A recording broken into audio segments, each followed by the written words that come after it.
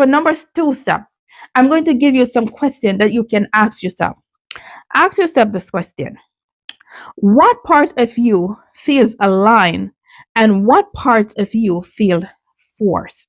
For example, the choices that you make on a daily basis, are those choices aligned with your integrity? Are those choices aligned with who you are? If in your workplace you have to make choices, are those choices aligned with you? Think about it. Think about what you're doing on a daily basis and the choices that you have to make. How about your behavior?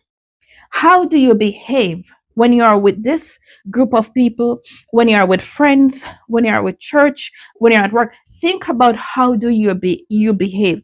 Does your behavior align with your integrity? Does it align with who you are? Can you be honest? Do you have to do some shady things?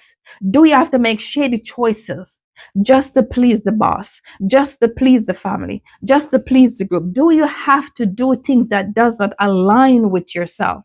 So think about it. So this is a journey, and it's a homework for you, where you're going to just sit down and start thinking. Like, you may be thinking, you know what, I have to be telling lies in all these meetings. When I go to meetings, I have to be telling lies. That doesn't align with my integrity. That doesn't align with who I am.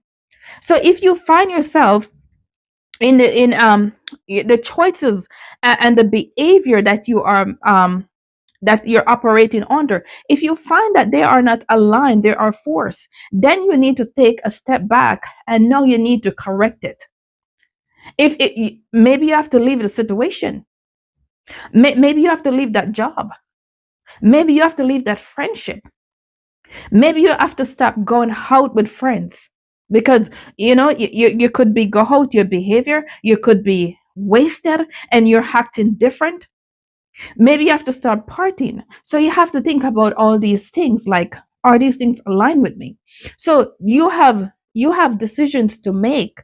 And I'm not saying it's going to be easy, but if you want to discover who you are, then you have to stop pretending to be someone else.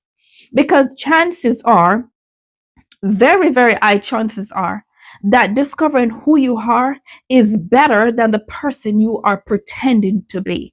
You may not see it right away, but eventually you will see it. Because a person can only pretend to be someone for so long. Because if God did not create you a certain way and did not create you to behave that way and